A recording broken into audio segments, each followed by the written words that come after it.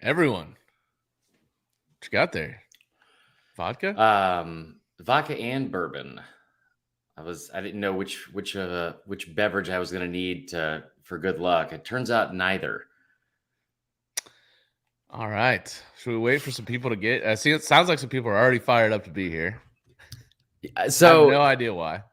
Okay, so I feel like I'm kind of a little bit surprised. I can't see any of the damn, what do you call it? The comments.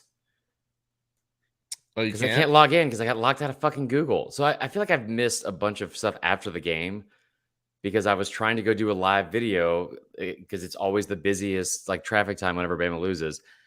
And then I somehow fucked up my password and I got locked out of like everything. Can you see this on the screen? Yeah, I see that. So Okay. this is awesome. I'll just show comments. Yeah. So you realize that every year the highest listened to, the most listened to episodes, even dating back to STS, is when Bama loses. Yeah, I can imagine. I mean, kind of a big deal. It's everyone expecting me to like have like a meltdown or something. I don't know. Maybe. Ben, stop using words that you. Shut up. What are you talking? Like this guy, Ben Diesel, is just the best and the worst at the same time. I don't know what bemoan means. Wasn't that a Disney movie? I will say it was odd. He was like one of like the main guys, like ringleaders of it. But the amount of people bitching about on both sides, bitching about the calls in that game, and like how Bama was getting away with calls in the midst of setting a program record for penalty flags in a game. They had 7 in the first 9 minutes. Yeah, that's a theme at this point. Anyways, let's get into it. Let's start the show.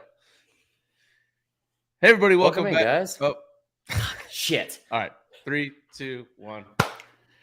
Hey everybody, welcome back to another episode of the College Football Uncensored podcast, brought to you by Saturday Down South and Texas Pete. I'm your host Tyler Huck, and with me, as always, my co-host Chris Marler. Chris, did you watch any football this weekend, or was it pretty low key? God's not real, and everything's dead. No, it was a great weekend of football. So I've got the Bama game on the DVR still, and I have not watched. We're about to line up to kick a field goal. There's only like 15 seconds left, so I'm sure that even if they miss it, like Tennessee's not going to be able to score. So I'll just watch the overtime, but don't like no spoilers. Oh, you haven't watched the end yet? No. I have a guess what happens. I mean, if it comes down to a field goal, it's like usually goes pretty well for Bama. Recently, like it didn't, and then now recently it has. So I'm sure. Oh, so is Bama lining up for the kick? Because I've seen it. I don't want to say anything. So Bama's lining up for like the 50-yarder. No, so they have the ball at the 32, and it's 1st and 10. So I'm assuming that we're just gonna like run the football and run some clock down, and then like get closer because Riker did have a couple misses last week. You probably want to get him a little more comfortable in range. Sure. Yeah, 50 seems a little much. Yeah, and like Bama's got like the I think 4th ranked rushing offense in the country. So it's like, why would you not run the football in this moment? Well, buddy, I've got some news for you. Things do not turn out well for someone. No. Oh man, what a weekend of college football. So many good games, but obviously the one that everyone was anticipating, it didn't even come close to disappointing. It was one of the listen. I know that everyone is like most likely here because I'm not trying to sound like an asshole, but like I'm just assuming the numbers are always bigger after a Bama loss because people think I'm going to freak out or something, or just want to be here to argue. That game was fucking awesome. Yeah, and Trevor, I did get a haircut. I didn't even give it to myself. That's why it looks so good. Everyone's just commenting on the hair, and everyone loves it. Keep this going because I need all the confidence I can get. The haircut's the best part of the weekend, for sure. Yeah, where do we start with that game? The Tennessee Bama game? Yeah, just the crowd. I kind of want to start there before. I mean, just an electric atmosphere. You knew it would be, but I didn't think it'd be like that. It was incredible. It's just been so long since like the crowd has gotten up for a game and been like rewarded for it. You know what I mean? Like I mean, Tennessee fans are passionate, they're loyal, all that kind of stuff. But it's been so long since they've had like that opportunity. And I mean, it went like, I'm sure if some of them would have wanted like a 30-point like trouncing of Bama, but that could not have been a better way and more satisfying way to end that fucking streak. Oh my God, it was incredible. Just I think, and then obviously Kiffin tweets like no Rocky block this time or whatever. I mean, Kiffin was just totally invested in the game. I did not see that. I do think, hot take here, because I know he was like mic'd up and said something about it. Yeah. But he brings up Rocky block a lot. He ran the ball 69 times against Auburn. Wow. I mean, I'm not convinced that wasn't a troll of Bill O'Brien on purpose.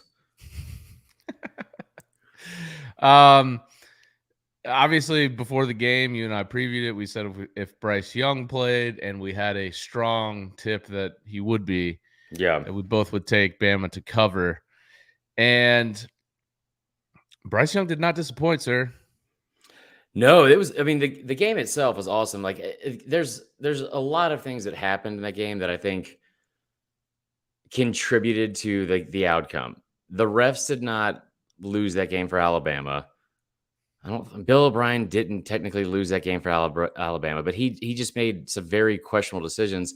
But Tennessee, like Tennessee, we've seen them, against like lesser competition.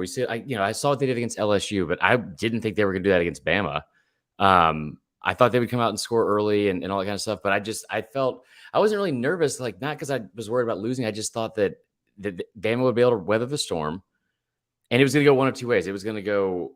Bama was going to do what Bama does, and Bryce was going to be Bryce, or he was going to get hurt, and it was going to be a fucking nightmare for 3 hours. And I mean, like, honestly, I came away so impressed with Tennessee and Josh Heupel and Hendon Hooker. And I mean, just from listen, I talked to like a lot of Bama fans, and I know that a lot of them felt like that there was several calls that probably could have gone a different way. 17 penalties seems like a lot. Seems like a whole bunch. At one point, they had a 3 and out where they had 3 plays and 5 penalties, and just right then. Yes. But that's not what lost in the game. Tennessee just never stopped capitalizing when they were like given an opportunity. So how about the refs just forgetting like what down it was? Okay, let's talk about this for a second. Because Willie Gray brought this up, and like that there was a. Listen, I'm not being a homer when I say this. That was targeting on Bryce when you make contact with his face. And I will say that I totally agree with you. Like, and I don't think anyone could think otherwise. Oh no, there was a bunch of people that thought otherwise. There was a lot of other people that thought otherwise. So that when that happened, because like also we just saw all the shit at the NFL, and I know that's different than college. And I don't think Bryce should get preferential treatment. But if you're coming off an injury and you make contact up high at all with a quarterback, no matter what the case is, they did nothing to fucking protect that kid at all. And hats off to him, by the way. He's a lot tougher and durable than I think a lot of people thought. But they reviewed that and then came away with it like, you know what? I'll still pass. I'll stay. That was a good question in the chat here from Trevor Garsley. Says, honest question for Chris, not trying to trigger. Bama has played in 7+ one-score games in the past 2 years and lost 2 of them. What changed after the Mac Jones year? Personally, I think it's the defense. So the defense has actually been really good statistically. Going into this game, they were ranked in the top 6 nationally in almost every major statistical category. I will say that, again, I'm not taking anything away from Tennessee, because one thing more than anything that happened is they got out-coached. I mean, Tennessee, like the going up tempo when like Bama was trying to sub, and like, again, taking advantage of all the dumb shit Bama has seemed to do at times, especially on the road. I don't know what changed, because it's a very drastic difference. I was looking at this today. Bama had 17 penalties, which is, again, a lot. In the last 3 years, they've had 10 games with 10 or more penalties in the game. 8 of those came on the road. And like the last 4 or 5 have been like all-time highs or some shit, right? In the last 10 years combined, before that, like the previous 10 years, they had 8 total during that decade. So they're very undisciplined. And they just used to see like Bama. They would say you get all the calls, but like the defenses were super disciplined. That was a lot of Kirby and Jeremy Pruitt, like where you were like a very fundamentally sound like defense and all that kind of stuff. They have athletes everywhere. I mean, they have athletes fucking everywhere, but you had one sack, could not get to the quarterback. A part of that was because they were throwing the ball early. But what the fuck was the backup linebacker doing we finally get a fucking stop. And it was like, I think I peed a little. I was so relieved. And they punt, and it's like, we're going to get the ball like in great field position. And I just, listen, maybe he thought he saw something, but why don't we err on the side of don't fucking touch the ball? If the punt returner is running away from it and you are a backup linebacker, don't fucking touch the ball. It feels like he had to have thought that, like, as the guy was trying to run away from the ball, it hit him. There's no other, but it was like such a half-assed way to go after the ball too. It's like you either thought it or you didn't. There was no like reactionary thing. It was like he went. There's no need for you to be anywhere near the ball. Yeah, that's just like that was tough. But then Tennessee, yeah, like just drops the ball. The guy's like had no idea that he fumbled it. He was just like, yeah, I'm just gonna play out this play. Oh, see, I actually missed that because I was like pacing back and forth, and I just saw us in the end zone. But no, I mean, like what I was gonna say was credit Tennessee because they ended up taking like 3 plays and they scored right after the fumble. Then it's 28-10. They didn't miss a single opportunity to capitalize off of any of Bama's mistakes. I mean, it was really, really impressive. And like, I know that some people didn't think that was a targeting call on Bryce, and then the pass interference call in the end zone wasn't a good call. I will say if a receiver has any kind of contact with the DB and then is falling to the ground in real time, they're most likely going to call that, right? Yeah. And just last thing I'll say, because this is not that's made the outcome. When did they finally throw that fucking flag after Kool-Aid made that interception that I thought was going to seal the game? Yeah, it certainly didn't happen in the play because I never saw someone throw a flag like when Gary it got couldn't picked. find it. Gary Danielson couldn't find it anywhere on the field. They didn't know what the call was on because it was nowhere to be found. Which I thought that was kind of odd. So let me ask you this: what like if you were to say, hey, Bama brought their A game, their B game, what game did Bama have in that game? B+, B-. I mean, like, the offense was great. Again, I don't know what Bill O'Brien's doing when he gets to the goal line. He just like Bama looked inept at times before the snap. And like when they got to the 1 yard line, there's one series where it was 3rd and goal from the 1. They had to call a timeout to avoid a delay of game. They come out of the timeout, they score, it gets called back as a holding. So you take the 7 points off the board, you get 3rd and goal from the 11 now. Delay of game before the next play. And then that's when you get bailed out by the what do you call it? And the amount of, I mean, we brought up after the Arkansas game. I don't think that there's a ceiling for this Bama team, and they're not. I don't think they're a championship team. Like I don't. I feel way more confident about that after seeing Tennessee. But Tennessee is a really good football team. Like I don't think this is like this isn't like the Texas thing, but like, and listen, I understand that they give up a lot of points, but they score a fuck ton of points too. And I don't know if you guys have been watching Hendon Hooker, but he does not make a lot of mistakes. No, he doesn't. Just an incredible effort from both QBs. I just, the only reason I ask is it concerning to you that Bama doesn't seem like they've brought their A game really in any game this year? I think they have. I think that there's a ceiling though. Well, what game was it? The Arkansas game? Before Bryce got hurt, probably. Yeah, they were up like 28-0. Yeah, I could see that. But it's just like you think about it, and like, look, we had Milroe in, but still, it was a 1-score game against A&M. Obviously, the Texas game was what it was. Well, Texas is a good team. Texas is good. But I mean, like, in that spot, a lot of times in the past, we're used to Bama coming out with the A game and like at least covering, if not, destroying the opponent. What do you mean like the A game? Like, I feel like they've got so many like having that many penalties every game is not a game shit. Like something's No, off. they're not a disciplined team. They're Yeah. so fucking undisciplined. But like, and I tell you what, the biggest concerns for me are this. I said before the season, I was like, they're not good. The schedule's too difficult, and they're not good enough to win the national championship. There's way more positives I have like after the loss. They had 9 different receivers cut passes. You didn't have a bunch of drops. You had a couple early. Bryce didn't seem limited really. Like, I mean, he was great. I mean, might have been the best I've ever seen him play. Yep. But I will say, like, it's not 2020 because you know 2020 you had three guys in the top 5 of the Heisman finalists. Yeah. Like, at some point there's going to be a drop off, and I kept saying that before the season about the receivers. Like, they looked better this game. Yeah, they look good in this game. But like, I don't know, man. Like, I mean, because part of it is Tennessee's offense is really, really good and really, really fun. Like just very, very. I understand. Like no matter what the case is, like if Bama wins or loses, they're going to get the worst. From fans, they're going to get like the worst and like least objective comparisons. I mean, people are still bringing up the Texas game. Bama should have lost to them. Bama should, like, who fucking cares? Like, they're 5-2. I don't like why is that? Just move on. Tennessee, like, Bama's not going to win the national championship. They had a 1-point win, and that didn't impress, I guess, other fans. I don't know. Yeah, I mean, certainly, I think if this game's played 10 times, I think it's 5-5.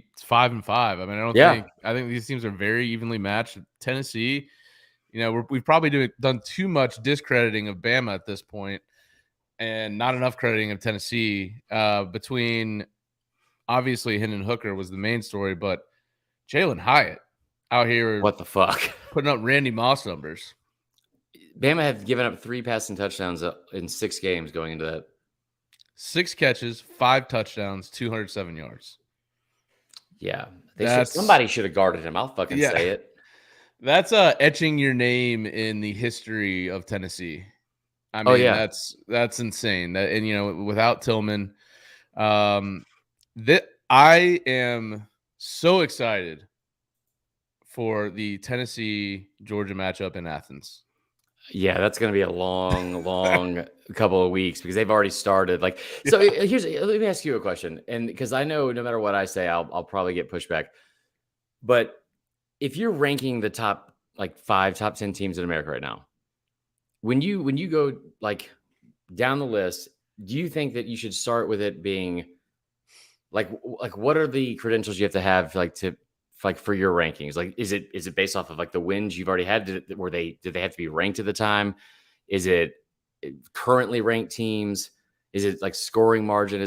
Because like I've said, I think Ohio State is the best team in the country. Like, thus far, their schedule is fucking terrible. They've only played 1 road game. They haven't played, you know, their one ranked win is a top 5 win against Notre Dame, who's not good. Yeah, I mean, I think a lot of it has to do with how you look in the games that you play, and it's hard to do retroactive stuff. Like, I get what you're saying in terms of like just because we just talked about it, like the Bama Texas game. It's like, well, everyone was disappointed with Bama after that game, and then it's like, okay, you look up now, Texas is, like you said, 5-2, including that loss. 2 losses by 4 points. Yeah, and they're 20th in the country. Big game this weekend where they're favored against Oklahoma State in Stillwater. They win that game. It's like, okay, they're a road favorite. Do you? Yeah, they are. Do you retroactively go back and say maybe we give Bama more credit in the next poll because Texas is better now? Like, I think about you that should. Sentence, Tyler. That's never gonna fucking happen. No one's ever gonna go back in time and be like, you know what, I was wrong about. I should have given more credit to Bama. Yeah, I mean, but you asked me how I would. Oh, yeah, it's fair. Yeah. Well, I appreciate that. That's objective of you. Yeah. So, and obviously, you know, I think you just got to look at the whole picture, even going back and reassessing games and how they played out. And in that regard, I still think, you know, having watched Bama and Clemson, and I watched the full Clemson game. Don't even fucking. I think Bama's better than Clemson. Okay. I mean, so it's like I would have Bama, even though they've lost now. I'd probably have them ranked over Clemson, even though Clemson's undefeated. So I mainly was asking because Tennessee has 4 wins over ranked opponents through 6 games. Mm-hmm. It's the first time a team has done that since the 2011 LSU team, who beat 8 ranked opponents by an average of 24.5 points per game. They ended up not winning the Natty, but they would have been one of like the greatest teams of all time if they didn't lose the rematch. If it's based off of like merit and what you've proven on the field, I don't know how you don't say that Tennessee has the most impressive win on the season of any team in the country. Right? Georgia maybe has the second best with the Oregon game. But like if you've beaten 4 ranked opponents, but I know Pitt's not ranked, and then Florida's not any good. But more than anything, I feel like you're never going to get like a straight answer because fans are going to be fans, and you're just not going to get credit for anything. Like I posted something about like the strength of schedule rankings from ESPN earlier, and I mean, these are just numbers on a page next to the team names. With just nothing but stats and like, you know, data and shit. And there were people arguing in the comments about how like, well, no, they played the same amount of ranked teams. They both Bama and Georgia have the same amount of ranked teams. So does Tennessee. And I was like, what are we? One, it doesn't matter because the rankings don't matter until November anyway, right? But that game, like I don't think you necessarily jump Tennessee to number 1 from 6. But their resume is more impressive than not just Georgia's, but anybody in the country. So I don't know why there's like this. I don't know why it's so far-fetched of an idea, I guess, for some people. Yeah, and it's a great point. It's like for the whole Georgia thing, it's like I would put Tennessee as of right now, having watched both teams and looking at their resume. I think Tennessee right now, I like them better. Now, that game's in Athens, so I'm not necessarily saying Tennessee will win that game. But right now, I like them. And to your point, it doesn't even matter anyways. The teams are going to play. It's something for us to argue about. But it's like if this was going into the last weekend and they would never were going to play. Right. I don't think I would put Tennessee ahead of Georgia just because Georgia did win the championship and they haven't lost a game since. Yeah. I kind of like saying, well, you should stay number 1 in that case. Well, yeah, I completely agree. I think that it's just weird because I feel like fans, I always say it's like we're a nation of haters and fans just refuse to give credit to any other team. And I don't get it because like, listen, I'm a fan and I know I'm sure I'm biased at times and I get called a homer for even when I'm trying to be objective, but like, you know, I think like during that game, especially there were Tennessee, like, you know, the Tennessee Georgia hype starts building, especially early on because Tennessee was up by so many points. And it was like for a second there, you thought you might get run out of the building. Anyway, but that game in a couple of weeks, there was a lot, like the main takeaway, I think, from like Georgia fans or other fans, like was like, Georgia's not going to give up 52 points. And they won't. But I don't know if they put up 49. Right. Yeah. No, I mean, look, Tennessee's pass defense still has issues. Now, Bryce is the best quarterback in the country. So, but I mean, you gave up 455 passing yards. It was, I mean, obviously Gibbs had over 100 yards, but it was on 24 carries. So, like, he was really good in the game. But I thought they did a pretty good job with him on the ground. He had 24 carries of the 27 total handoffs like to running backs, which I was kind of like, I love that part of the offense. I have no complaints about what the offense did except for that last drive. You have 567 total yards. It would have been really nice to have 577 and no time left on the clock. But the other thing is this, we talk about like the credit for like, here's why Bill O'Brien was stupid for making this decision. Because there's no reason to like give them any opportunity to get the ball back after you've already given up 49 points. Your defense has shown over and over and over again, whether it's lapses, like in like, you know, like just broken plays or it's pass interference or what the fuck ever. You haven't put pressure on the quarterback all day. He's just fucking dissecting you with like, no matter how much time he needs or has back there. Tennessee had 7 touchdown drives during the game on Saturday. 6 of them were under 2 minutes. 5 of them were under 5 plays or less. And 4 of them were under 1 minute and 2 seconds. And 3 of their last 4 to close out the game, including the game-winning field goal, were drives of 3 total plays in less than 55 seconds. I mean, that's incredible. Yeah, it is. It is. Got us good question here from let's see, Ben Diesel. Is Bama worried about any other teams in the West right now? I would worry a little bit about Ole Miss just because you're on the road. Now, like, I don't think their quarterback is good enough to beat Bama. The other thing that's concerning too is remember, like, the whole narrative used to always be like, well, if Bama, it takes like a miracle. It's like a Johnny Manziel or, Cam Newton or like Joe Burrow. Like, Bama giving up over 40 points in games has become a lot more routine recently. Like in the regular season, they've done it. They've given up 40 or more points 5 times since 2019. 4 of those games are on the road. And where it used to be like, oh, it's Manziel, it's a Hugh Freeze offense, it's what the fuck ever. It's Zach Calzada and it's Bo Nix at Auburn. So, I mean, I'm not like actively worried about Ole Miss, but they should be all right. Yeah, I don't know that Ole Miss throws the ball well enough. Yeah, I will say this too. It's like if you're trying to find a positive, like from like Bama fans, because I got a message from our listeners like, what are we supposed to do now? I was like, win the rest of your games and go win the national title like you've done 4 times. Yeah, right. Like, so in like the 5 previous seasons that Bama has lost in the regular season, 2011, 12, all that kind of stuff, they ended up finishing the season like 27-1 combined.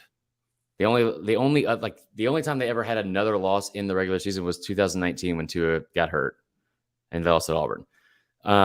So that bodes well for them. Also, Mississippi State, as much as I like that team, for whatever reason, Bama has like dominated Mike Leach. They've beat him like 90-9 in combined like the last 2 years. They've held him under 300 yards of offense and they haven't given up a touchdown. So they should be fine with there. But the East, though, is going to be a lot of fun.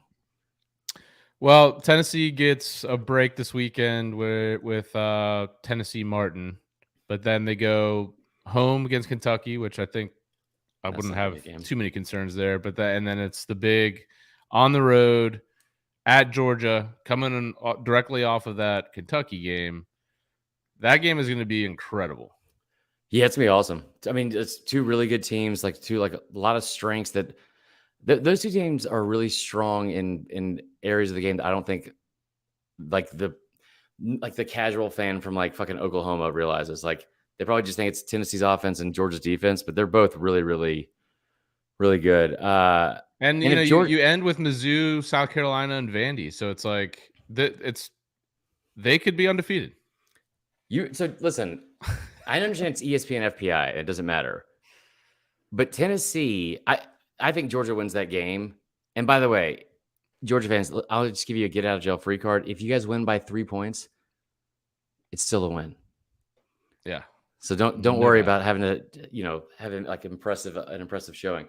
No, so there was shit. What was it? It was. I would love to go to that game. Well, we can go to Baton Rouge.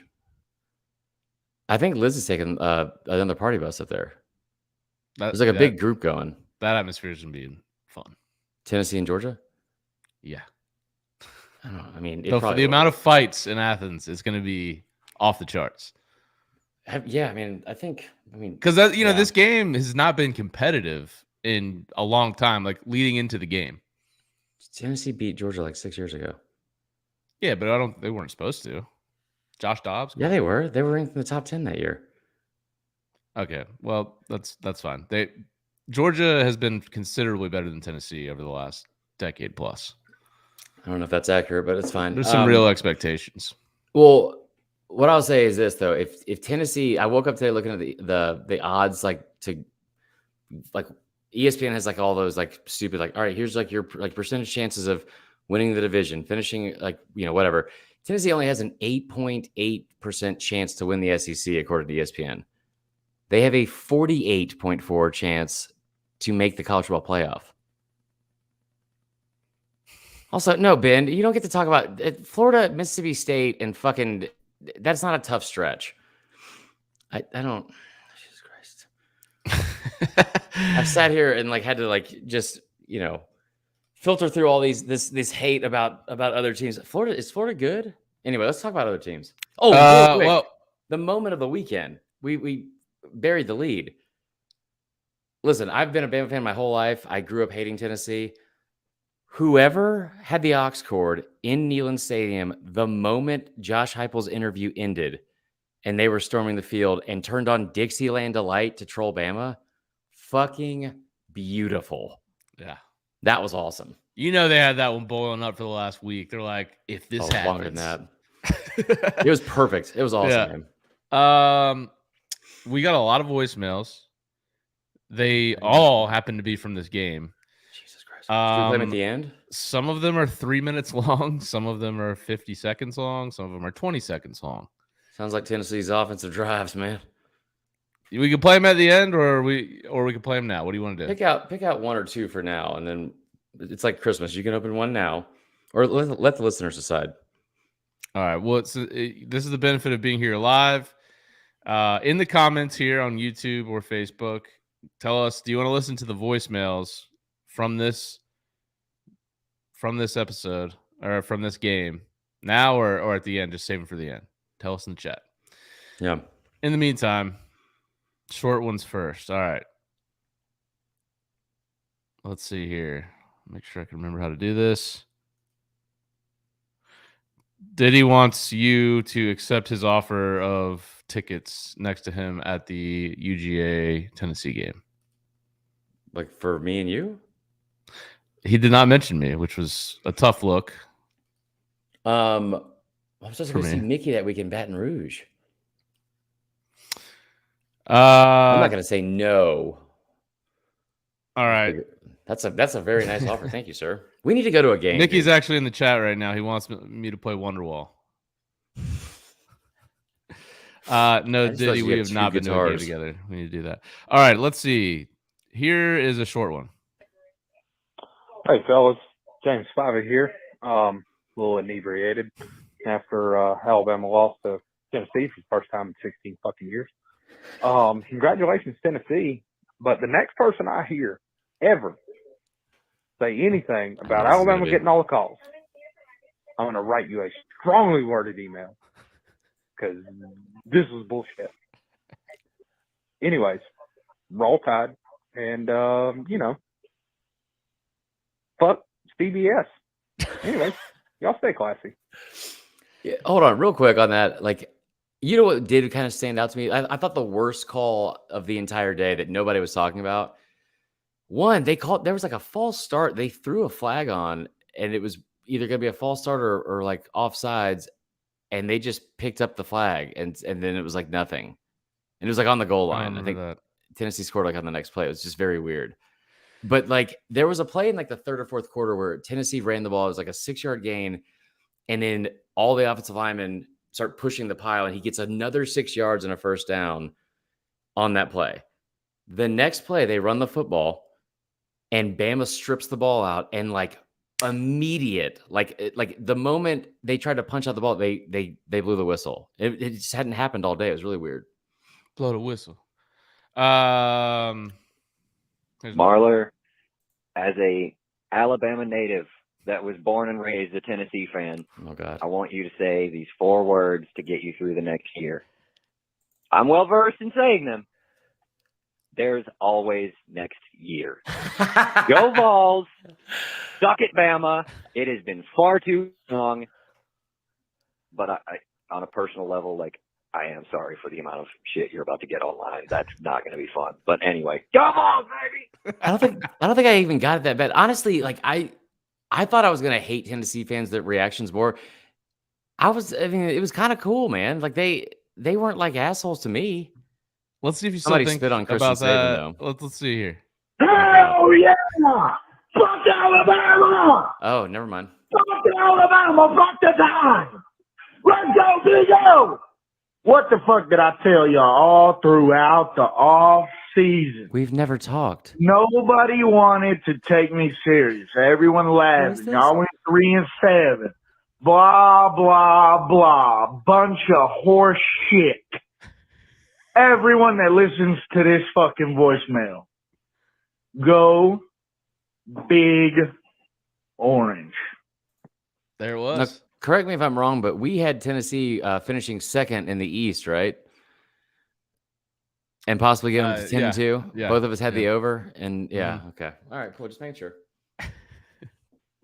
Hey guys, it's Jake again. I just wanted to give you a quick summary of the last voicemail in case it was too long. Alabama's defense is suspect. SEC championship rematch. Bama wins. Roll Tide. And fuck Tennessee. Yeah, he had a 2.5 minute voicemail before that. So he just called again to summarize. Going through it. They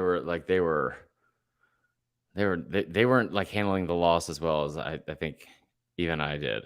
Oh, what is this? Oh God. Okay, no, this is a Georgia fan, so we could save that one. Are you sure that's not talking about the Bama game? Yeah, I'm trying to look at the Google transcript, and it looks like it says got that roll win over Vanderbilt today, 55-0. So yeah, there is some Tennessee mixed in here. All right, let's talk about some other games. We'll get back to more voicemails here in a minute. Yeah. Where do you want to go next? I mean, do you want to just quickly go over some of the national games that we? Let's keep it in the well. Yeah. I mean, what was the best game? TCU Oklahoma State was awesome. That was a fantastic game. Those uniforms sucked. Yes, they did. But TCU, man, like they hit their over/under win total of 6, which I bet the under on this weekend, which is good.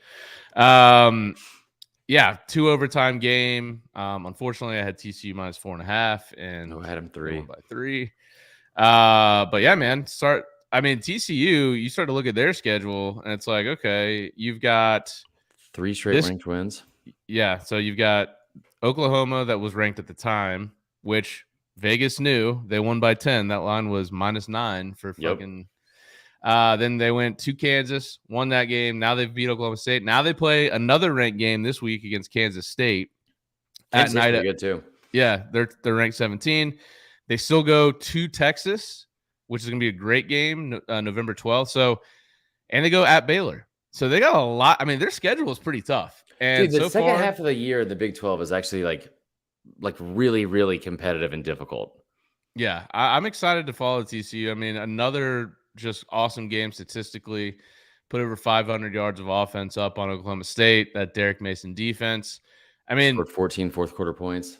Yeah, this game, it's weird because they outgained Oklahoma State by over 100 yards on offense, and yet it was a double overtime game. Yeah, man, but good for TCU. I mean, they're all the way up to what? What are they now? 7, 8. They're at 8 in the AP. So listen, while people are still enjoying me, and remember to post the comments in here too. Oh, yeah, got you. But while people are still enjoying me, dealing with this loss, I'll keep it going by saying I was wrong about so much this weekend. I had my first losing weekend with bets. Mississippi State was almost like a 0 for 4. Auburn scored in the second half. Like a lot of those like system plays I was saying. Yeah. Texas didn't do well in the first half. It was a really, really good weekend. But it was also like we're getting to the part of the season where it's like where you kind of have like this confirmation bias of what you think you know, and teams are like it's like I always just go back to the year when Saquon Barkley was going to win the Heisman in September, and then never even made it to New York. It's like everything changes just like the leaves in October. I like that analogy. Thank you. I saw it on a throw pillow.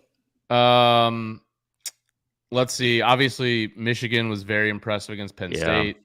Penn State only had 268 yards of offense. Michigan 563. That's a just bludgeoning. Ran the ball down their fucking throat, man. Yeah. Dejon Edwards was a 5-star running back. 16 carries for 173 yards, 2 touchdowns. Blake Corum 28 carries for 166 and another 2 touchdowns. I mean, McCarthy, like, he is what he is. Like, he's not, I don't think I know he's like leads the nation in completion percentage. I don't think he's great. So if a team they come up against a team that they can't run the ball on, I think they're pretty vulnerable in the passing game, but they've been really impressive thus far. I think they're totally worthy of being in the top 4 right now. And yeah, it's hard to argue that after the win this weekend, but they haven't played anybody besides that. Yeah. I mean, and again, we've got games to play. They're going to be obviously playing Ohio State. I think it's to be another great game this year, although it wasn't a great game last year. I shouldn't say another. Ohio State also has that one at home too, just so we're all clear. Yeah. So that should be interesting. Yeah, so I put up here in the chat, Beard Dog says, how about those Utes? Another great game. Shout out to all the Mormons from this weekend. Those Mormons fucking just selfless acts of love and getting Arkansas back on track from like the virgin sect of the Mormons. Utah, I didn't see it, but I saw all over social media people saying that they almost got screwed out of this game. Yeah, I wasn't watching it too closely because I had my game going on at the same time, but I did catch the end of it because it started a little bit later than ours. And yeah, I mean, they came back. They made a stand at the end there. And they made a 2-point conversion. Like, they presumably tied up the game, and then they went for 2 and 1-by-1, which was awesome. So they didn't cover. Fucking, That's why I took the money line. Well, that's good. And so, speaking of that, Trip Durden says, "What's the opposite of hashtag on a Peter?" Ooh, so I went 2 and 4. I went 3 and 4 my best bets. It wasn't that bad, and then I went 7 and 9 overall. Awful there was a lingo. couple in there that I added in too late that I shouldn't have. I didn't have a great feel for it. But yeah, I mean, like Auburn, that was shocking that they put up that many points and yards in the second half, but also really impressive and a credit to, I guess, Brian Harsin. I don't know. Well, hey, it's like, why don't we?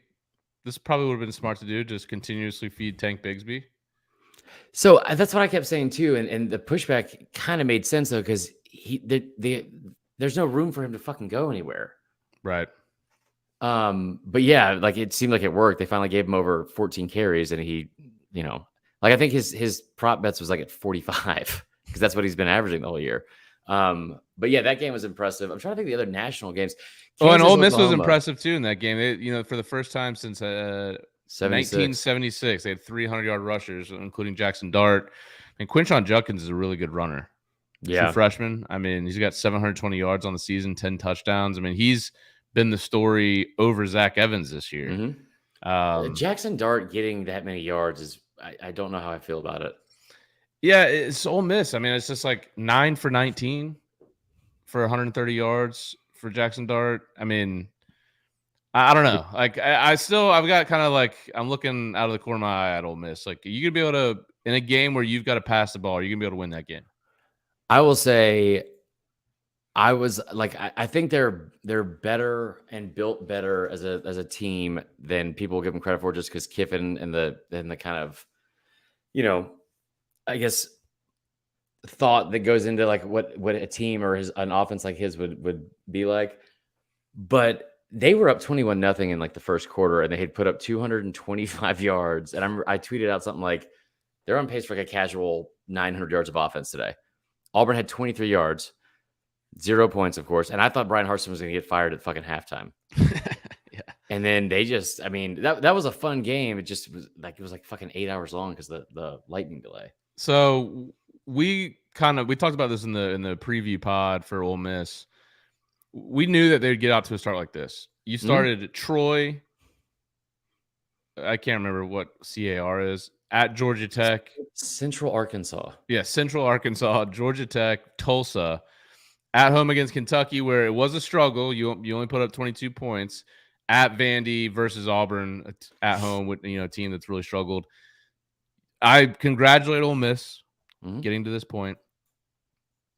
At LSU, at A&M versus Bama, at Arkansas versus Mississippi State. We're about to find out what they're all about. I want to see them in a game where they're down 2 scores. Can they come back in a game like that? Because you can't just run the ball when you're down like that. And they've been really bad in the second half. Like they have like it's night and day compared to their first half. But again, that's why teams like that are like still so effective in the win column, because they get out ahead so early.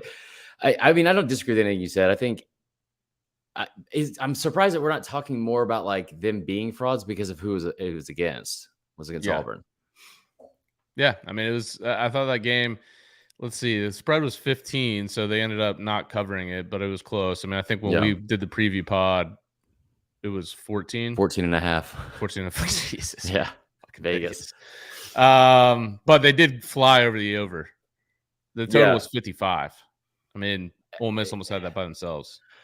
I will say, we got to go for the next game. Just my apology tour. Kentucky, man.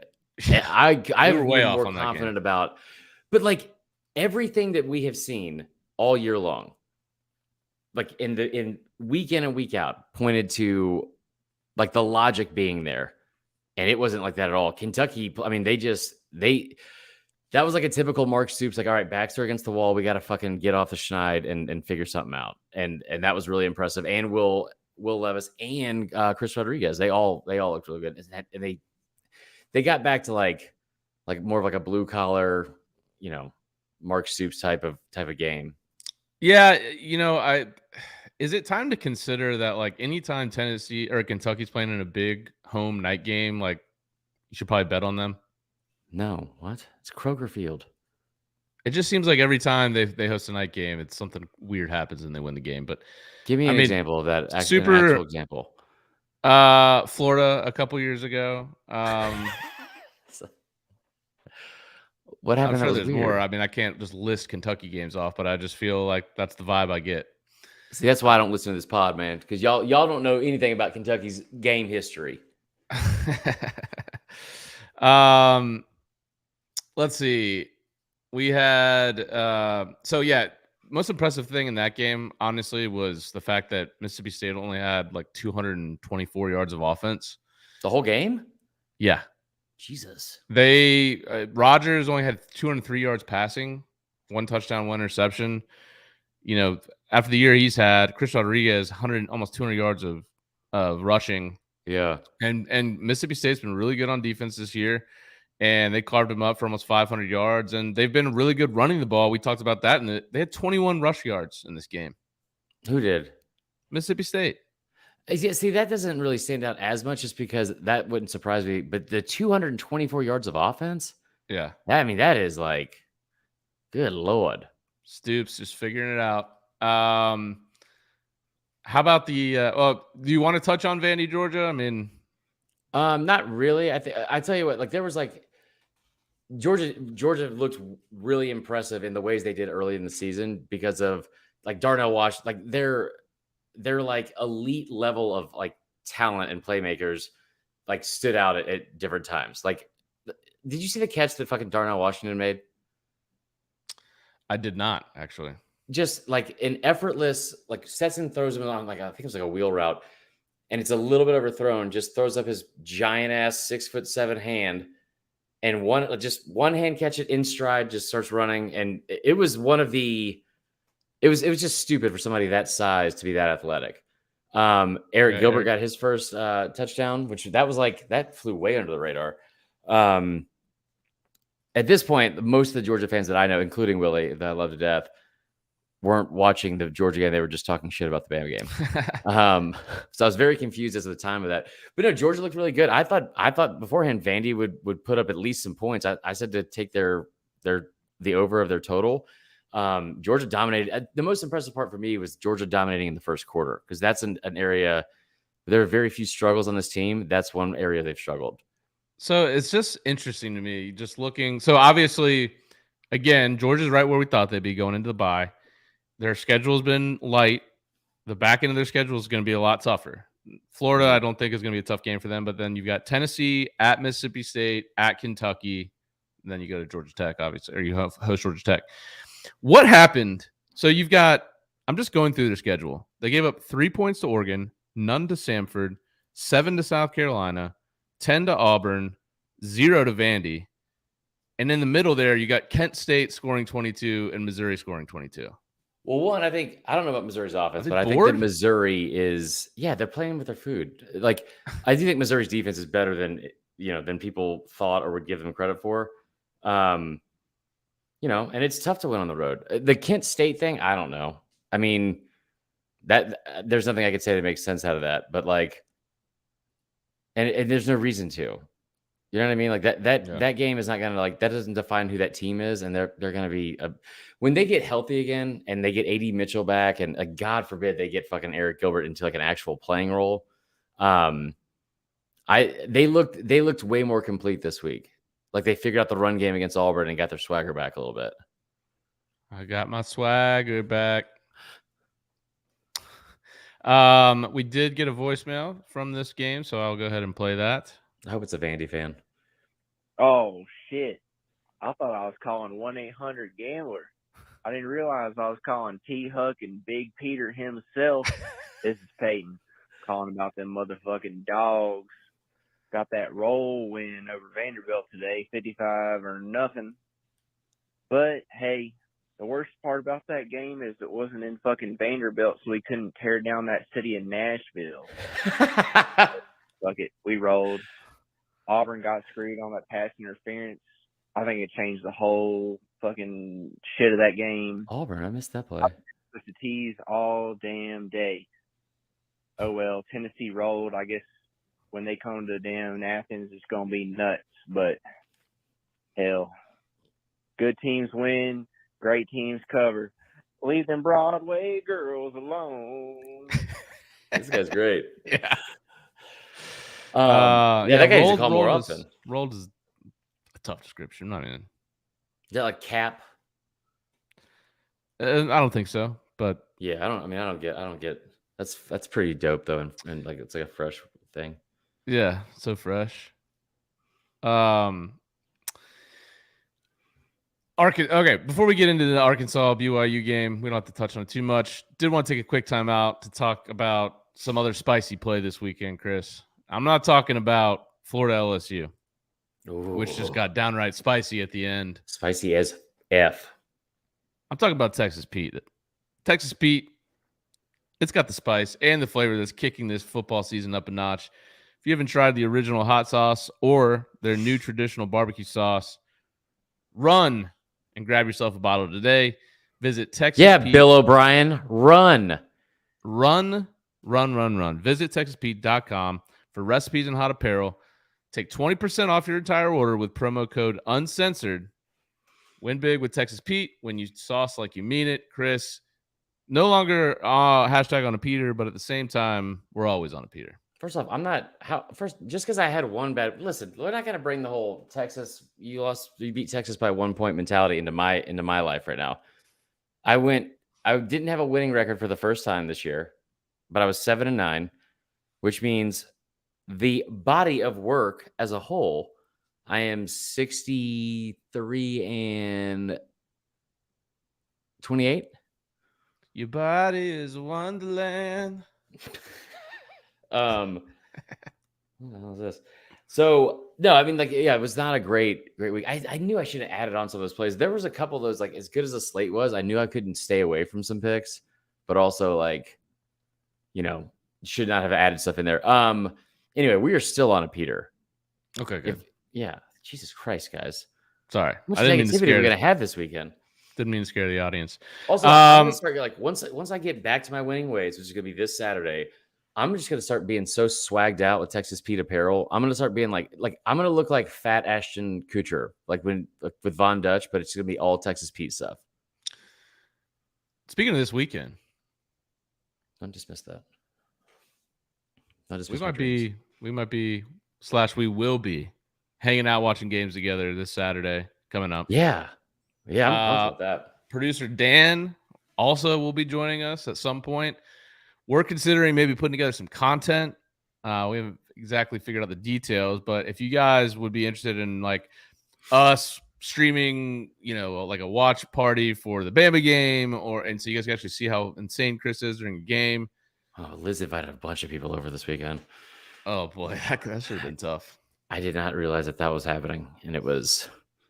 They walked in and it was 28-10, and I was like, "Okay, you're in a good spot." Yeah. No, it'll be fun though. I'm excited. Well, also you have kids and it's a night game, so they'll be to leave very early. So, like, I'll get kicked out from Claire way before. No, they're upstairs, 2 floors above. We'll be in the basement. It's fine. There's Papa Shot. Diddy wants to be there. He said he'll bring pigs in a blanket. Would love that. I think whatever we do, whether it's pigs in a blanket or pizza, I know we're going to have Texas Pete on whatever it is that we're eating. Yeah, if you can't stand the Pete, get out of the kitchen or the basement or wherever you are. That's right. No, I'm excited for that. Also, yeah, if you guys have something, a suggestion content-wise, like, should we live stream that? I feel like we should live stream you for Florida State. It's a bye, though, so it would be embarrassing. That's true. We've done that 3 straight weeks now, which is tough. But, hey, Arkansas, got to give a shout out to them. They put up over 600 yards of offense on BYU. Apparently, the altitude not affecting guys like Rocket Sanders and KJ Jefferson, who had huge games. 5 touchdowns, right? 5 touchdowns for KJ Jefferson, 28 of 38, 353 yards passing, 5 TDs, no picks. Rocket Sanders, 15 carries, 175 yards, and 2 touchdowns. I swear to God, if we get to November and there's a single soul in this country that still doesn't think that KJ Jefferson's a good passer, what are you gonna do? I'm gonna show up to their fucking doorstep and probably take their knees out, Tanya Harding style. On the season, 68% completion percentage, 1,463 yards passing, 14 touchdowns, 1 pick. That's also while sitting out 1 game. Yeah, it's really good. Yeah. Honestly, the quarterback play at the SEC this year has been really, really good. And I'm not just saying that as like an SEC guy. Like it's just been, I mean, this weekend alone, man, we talked about like Hendon and Bryce and that matchup, but like Will Levis and KJ Jefferson coming back from injury and getting both like those teams like a must win in like a pretty tough spot, especially for Arkansas. I mean, we've talked about it before. Utah's a scary place, man. Real Just scary. in general? Yeah. Yeah. I mean, I've never been, so I don't know. Last game here on the docket, of course, LSU, Florida. What would it be without LSU, Florida just being an insane game? I mean, so here's the context. Florida State went down by 20 points, and I was like, you know what? I had a buddy over watching the game. I was like, Yeah. I felt like we were about to get steamrolled, and I was like, let's change the vibes up and let's put the Florida LSU game on the main TV. We'll put the Florida State Clemson game on the TV in the bar, and we sat in the bar, and kind of Florida LSU had the big TV, and ever since that, like Florida was also losing, I think, by 3 touchdowns at that point, and I was like, oh, this is, at least we could watch and have some enjoyment of seeing Florida get stomped by LSU. Yeah. And then all of a sudden I look over and Florida has picked the ball off down by 7, getting ready to come back on LSU and tie the game. Now it ended up being a penalty on the play. Were you watching at that point? No, I was not. I was watching, going back and forth they had like baseball on out in the living room. I was going back and forth to that in Utah. I turned it on and it was like kind of similar, but it was like they're down 21. Next thing I know, they're down 10. This game's awesome. I'm watching it again right now. Like the Florida this LSU is game? going to sound like you're going to think I'm kidding, but I don't feel like it's a bad idea, nor should it be that far-fetched. This game isn't like big on like a national stage as much right now. But it's like the most chaotic and like, I want to say either unstable or toxic. I don't even know which is the right word to use here, but it's probably both. Rivalry in all of college football. It's so much fun. I gotta say, all joking aside, I was really impressed by the performance by LSU. You got your shit kicked in last week at home against Tennessee.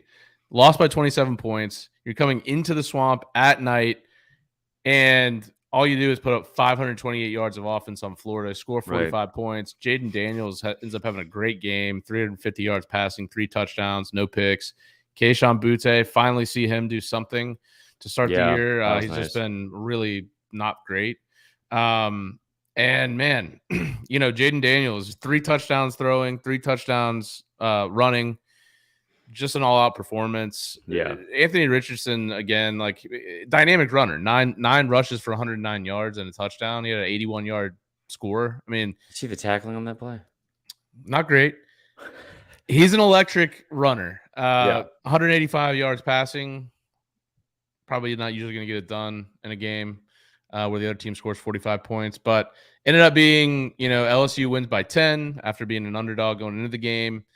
I don't know. You look at LSU right now, it seems like that Tennessee game, we kind of forget, or maybe we don't, that they blew the game to start. They fumbled the opening kickoff, and they just never really gave themselves a chance in that game. But outside of that, I mean, ever since the Florida State game, they've quietly just taken care of business. There hasn't been a great schedule for them, and Florida's not great either. Again, next week at home, you're hosting Ole Miss. Real opportunity there for LSU, I think. Yeah, it's a 3:30 game. It's not a night game, so that'll be interesting. Yeah. But they got remember we're not that far removed from the national championship here. So like just from like from a calendar standpoint, but they got blown out a year ago. Like it was, I mean, Kiffin just took them to the woodshed. Kentucky, I'm sorry, LSU and Florida.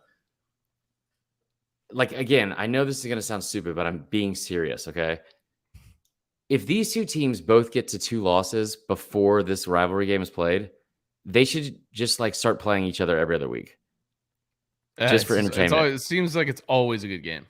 Always. And then like just it's two ridiculous like fan bases that like make you feel not safe to be around. I mean, honestly, like just take away one rule or one one rule each week. Like, all right, this week there's no targeting. And you can use your live mascots as like a safety. That's it, man. That's I mean, that was the weekend. It was a great weekend of college football. Yeah. It felt like so going into the week, I think it was the second time ever that there was 3 games where 5-0 teams were facing off. Yeah. Every single game delivered. Every single one. So just a really good weekend, man. So solid. There's another great one coming up. What time are you coming over to my house on Saturday? Probably 30 minutes to 2 hours after I originally tell you I'll be there. Okay, so what time are you going to tell me you're going to be there now? Well, what time hold on, let me look at the slate real quick. We got to do our top 10 too. I feel like we're missing something. Do we have any more comments or any questions? There's a lot of talk in the chat just about Georgia, Tennessee. Oh, Jesus Christ. It's gonna be a long couple of weeks. So the noon slate, you've got number 14 Syracuse at number 5 Clemson. Clemson 13-point favorite, so I don't think that's going to be. We'll see. And then that's really the only good game at noon. There's no other ranked matchups there. 3:30, you obviously have the game we just mentioned. State. Ole Miss LSU. LSU a 1.5-point underdog in that game, but that's a tight spread. Yep, at home. You've got 3:30 slate. Number 2, you got number 20 Texas at number 11 Oklahoma State. Again, Texas a 4.5-point favorite in that game on the road. Number 9 UCLA at number 10 Oregon. Oregon under a touchdown favorite there. And I kind of like UCLA just looking at that. I'll have to dig deeper into the game. They're both coming off buys too. Then the night slate, you got number 24 Mississippi State at number 6 Bama. How does Bama get off the table? I would imagine well, but we'll see. You got Texas A&M, South Carolina, and number 17 Kansas State at number 8 TCU. Yeah, that's gonna be fun. I mean, I'll definitely come up before the 3:30 games slate for sure. Yeah, I think that's a good plan. 2:33. All right, so you'll be there by the Bama game? Yeah. What? Well, you just said 2 hours after you said you'd be there, so no, I'm not gonna miss the Bama game. I'm not gonna get stuck in fucking Chattanooga, wherever it is you live. Yeah. All right, so last thing, just tackling the AP top 10, any changes we would have essentially? So again, I think you can make a case for all 3. You probably make the strongest case for Georgia and Tennessee, especially with how Georgia looked this weekend. Bama dropping to 6, I feel like is probably fair. I think like Michigan at 4, Michigan put up 400 yards rushing. And they also, you brought up Blake Corum. They've got 2 guys that can rotate in and out that don't miss a beat. Yeah. They do not accelerate to the hole. It's fucking miserable to watch, but they still eat up a bunch of yards. USC dropped 5 spots. They should have dropped more than that, I feel like. Utah still a top 15 team now. They went up 5 spots. Penn State dropped 6. I don't think this is down the board at this point, but I don't think NC State should be ranked. Their QB's out for the year. They put up 9 points. They put up 9 points against Syracuse. I don't see any reason why they should be ranked. Losing Leary is a huge deal. That kid, I think he's like a 4th-year freshman somehow, but he had like 35 touchdowns and 5 picks a year ago. He's been like really good for them. Yeah. How about Tennessee getting 15 first-place votes? Wake Forest, I forgot about them. They're 13. Just keep chugging along. They're probably going to end up going 11-1. I think it's a sneaky good game. Is that Minnesota and Penn State? Oh, that is a good game. Yeah, Minnesota's a strong. How about Illinois, by the way? I don't get it. Like, it's like it was kind of like the Bo Nix thing when I was like looking at like just stats on like CFBstats.com, and it was like scoring defense, and it's like this has to be a fucking typo. Illinois is like head and shoulders above the rest of the country. 8 points per game.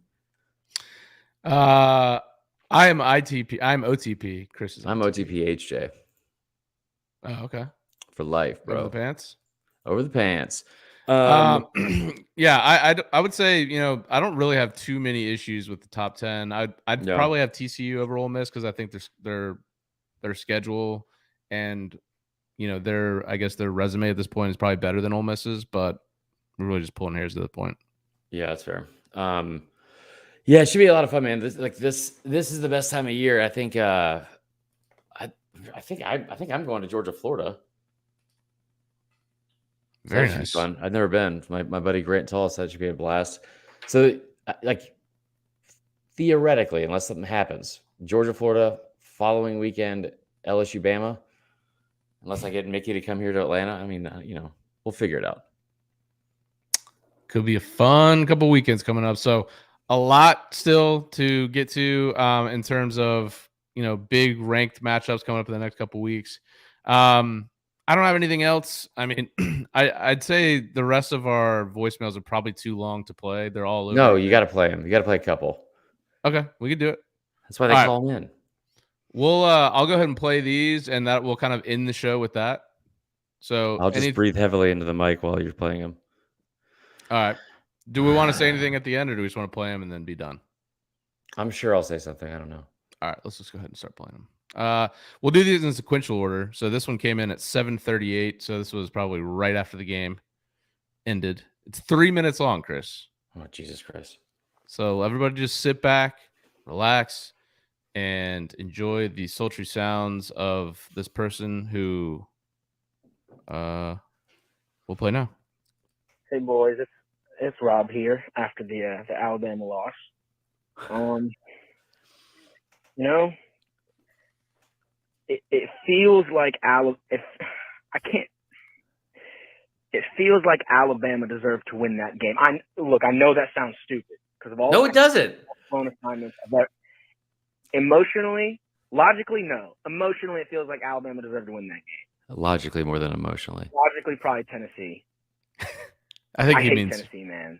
I hate Tennessee.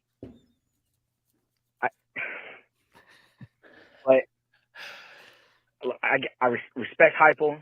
I think Hendon Hooker deserves the Heisman. Well, if he as he will. Look, this game is a classic. Not only because it was such a good game, but because Tennessee won. All right? If Alabama won this game in the fashion that Tennessee just did, it would have been just another game that Alabama won. And we would have got crucified for it. Alabama lost. The only reason this game is a classic is because they took down Alabama. That shows He's heating up. Alabama is. He's heating up. Look, proceeding from this moment on, Alabama will not lose another game. Consider this my official prediction. Will not lose another game in the regular season. There is no one else on their schedule I believe that they will be vulnerable enough to lose to, barring significant injuries such as Bryce Young. This is Tennessee incredible. was it. I believe if Tennessee beats Georgia, Tennessee could beat Alabama again. I think Tennessee will win the national championship. Oh, at this point, I don't know what else to say. Like, I don't think Ohio He's State's going better through than it, huh? Tennessee.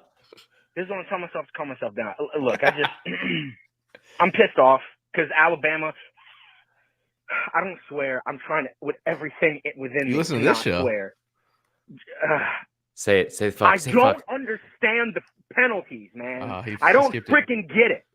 What is Saban not doing? The GOAT, the greatest coach of all time, This is incredible. not doing in his practices to get these boys to play with some discipline. Good Lord. Well, it was like halftime, and they showed the penalty stat. It was 125 freaking yards. What are they doing? It's been this way. Look, it's been this way since 2019.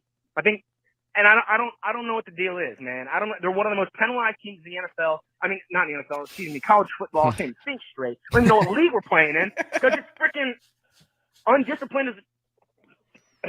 You know that Bama does have the most penalties of any team in the country, right? They have I 67 probably should total have this cooled year. off before I called. I don't know. I guess this is just where I'm ranting, so I apologize. Okay, national championship. It's either Alabama or Tennessee. I'm calling it right now. All right, boys. I love you. Have a nice day. Marler, I'm sure you're taking this loss in good stride because that just seems like you'd be okay because it was a great game and you're a respectable guy. The range He actually of, called back. Oh, shut up. Yeah. Is it to like take it back? Oh no, we gotta play it. We gotta play it.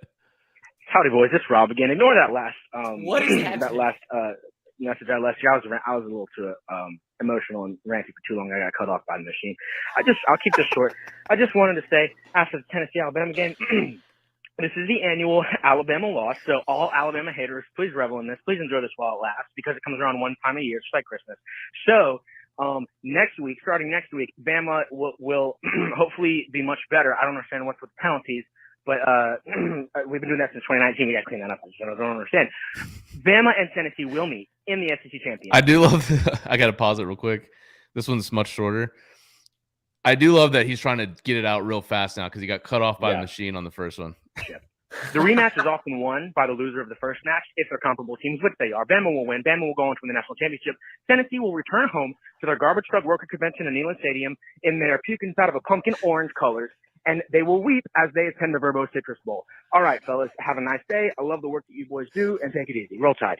Let's go. I don't know. My man. That person had in his system when he left that message, but I want that energy always. That was awesome. He leaves the 3-minute one at 7:38. He calls back 10 minutes later. He's like, "Sorry guys, I got cut off. I was being too emotional." And then he's like, I think in the first one, I believe he said Tennessee's going to win the championship. He's like, "Oh, he Bama's did. going to Sure. beat the shit out of Tennessee. They're going to be in the Citrus Bowl." 10 minutes later, he's just totally off the Tennessee bandwagon. I wish he would have called back one more time and be like, "Fuck it. Fuck it. They're gonna tie. They're gonna tie." That was also fun to watch him like he was like delivering like a monologue in like a fucking like early 90s Tom Cruise movie. That was great, man. He's heating up. Those are like the calls that I want to get. Like that just makes me so happy because we all go through that moment as fans, and he was just like, "I'm ready for everybody to hear this too." So love that. Dude, I'll tell you what, when they had the targeting call on Bryce, I fucking lost my mind. And then I didn't realize they were reviewing that call. I was like, how did I fucking miss this call? And like storming through this very small apartment, like with a bunch of people here in the next room that were like, "Hey, Chris, nice to meet you." And then I didn't realize they were reviewing it. And then it turns out they reviewed it, and still it was a ray of emotion. So I feel you, dude. Here we go. T-Hug, Uncle Chris. This is your favorite hurricane survivor, Jay Kennedy. After watching that Alabama-Tennessee game, I have no idea. I have no idea how good this Alabama team is. I thought our defense was elite, but we just got fucking exposed. Exposed. Our secondary is not good. Our safeties cannot cover water. Yeah, Helen's bad. They're awful. And Tennessee fans are so I've had to deal with this for 15 years. Yeah. 15 years. And it took the most undisciplined Alabama team I've ever seen. Oh, I like this. The most undisciplined team I've ever seen. Points. Something's got to be going on in practice. Like, what's going on behind the scenes? This team seems poorly coached. And can we talk about the refs? Like, oh my God. There was three targeting calls at least that I counted that should have been called on Bryce Young. But it's whatever, because this is setting up for a Bama-Tennessee rematch in the SEC championship game. I don't know about all that. And I would not like anything better than to end their season and go into the college football playoffs. That's the only thing that we can do from here. And honestly, I think we will. I think we're better than Tennessee. Tennessee played a great game tonight, and we played a terrible game tonight. But that I wouldn't say- SEC I wouldn't say championship game terrible. is not at Neyland Stadium. And I hope that Alabama buckles down and we'll actually see what this team could really be. Okay, So, hold on. I got to say something about this. That's my I love- take. He's got 20 seconds. I appreciate you guys. Love the podcast. I'm gonna drink. I'm gonna drink heavily tonight. I had cigars waiting on me. I don't know if I'm gonna smoke one or not, but You can't. I hope you guys enjoyed your college football Saturday and roll tide. Appreciate the call. Resident favorite hurricane survivor, Jake Kennedy. I love that, and we appreciate all the calls for sure. So here's what I don't understand. Like, I don't feel like we do this with every team, but like Florida and LSU are legitimately like enigmas of teams. Like I don't know what they are because they're so up and down of what they're capable of doing each week, and depends on like if they're home or away, whatever. I don't think that Bama's that hard to figure out, guys. Like, there's a ceiling on that. Like for this team, the 17 penalties, is that something you fix in practice? They're getting all the calls in practice, Tyler. Ain't no way they ain't getting all the calls in practice. Right. No, I don't. They are very undisciplined, but I think if you don't know what this Bama team is, I think you just don't want to admit what they that they might not be an elite team, or anyway, whatever. I just don't get it. It's the same with Texas too. My two favorite teams of all time. We got 2 more calls. They both came in this morning. Oh shit. What's up, guys? Marler, T-Huck, Joe here. Huge Bama fan. Huge fan of the show. Guys, I didn't even leave a voicemail yesterday. I thought I'd feel more better. I thought I'd feel better about it today. Thought I'd wake up feeling more rational, more clear-headed about it, and I'm just more pissed off than I was yesterday. It's just garbage. It's hot garbage. I don't know how you let a Tennessee wide receiver go Devontae Smith on you and run by you like that over and over and over again. And, and beyond that, I thought offensively we played a great game except for the final series. I don't know how either you kick the field goal and win the game or the game goes to overtime. I don't understand what's so complicated about that. I really don't. The officiating was pure shit. Just pure shit. How do you not know what fucking down it is? What the fuck? They fucking suck. Fuck that pass interference call. Fuck all the non-calls on Bryce. Fuck the face mask on the sideline pass interference that didn't call. Bunch of fucking bullshit. They hosed us. It's bullshit. Hopefully we'll see him again. But I don't know. Hell, everybody's like, oh, we'll see him again. I don't know if I want to see their wide receivers again. Hell, I might rather face Jordan. I don't even know. Great show, guys. So Willie Gray brought up the fact that when I posted that video of Bryce gets all the calls, or Bama gets all the calls, because I just thought it was a very clear, I didn't think that was something you could argue, like you said, and like I told you earlier, you'd be very surprised. I think Willie said that it was a benefit to Georgia that the refs messed up the fourth down thing. That helped, or not Georgia. That it was a benefit to Tennessee. It was a benefit to Bama and against Tennessee because Tennessee players didn't know. They thought it was third down. That's why they made that play call. Did you hear the mental gymnastics we're doing right now? Just a lot of gymnastics. All right, we got one last call. Came in at 12:30 today. I'm trying to look at the time. I kind of look at the transcript. I'm not sure that this is a Bama or a Tennessee fan. We'll see. Hey boys, it's Mitch from Georgia. Hope you're doing well. I know you guys will have a lot of calls about Bama, Tennessee, but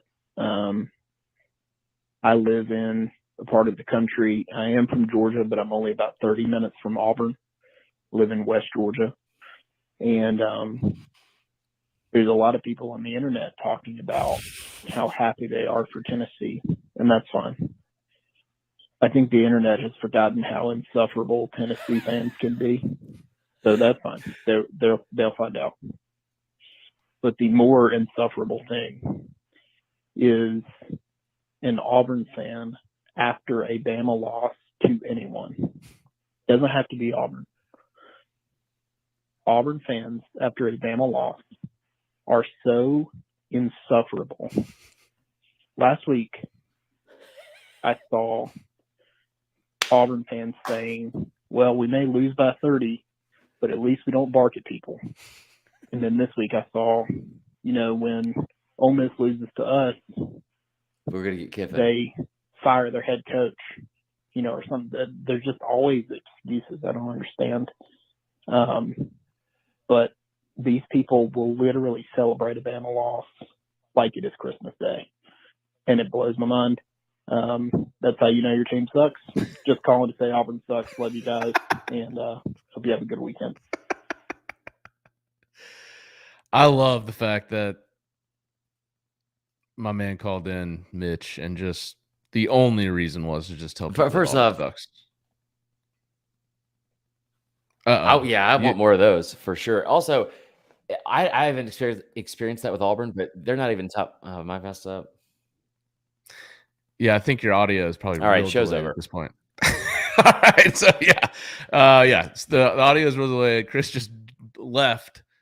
So anyways, guys, we really appreciate you guys calling in, listening to the show. We'll have another show for you this week. Should be recording Wednesday night. Give us some feedback if you guys like us dropping a show Wednesday night / Thursday morning, or you would rather us record on Thursday and have it for a Friday. Because I don't think we care one way or the other, but some people would maybe rather listen to it closer to the games. I don't really know.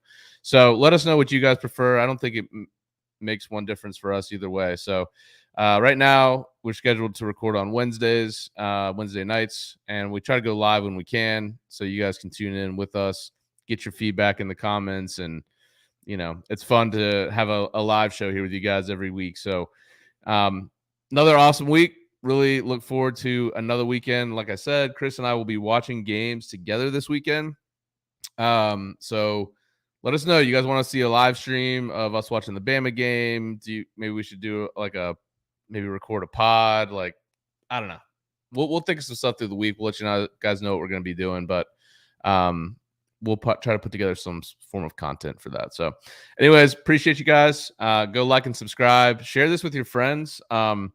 We were going through the numbers this week, and they are very good. They're much better than I actually imagined they would be. So all credit to you guys, and congrats, Tennessee fans. Huge weekend, and we look forward to another one coming up. We'll see you guys this week. See ya.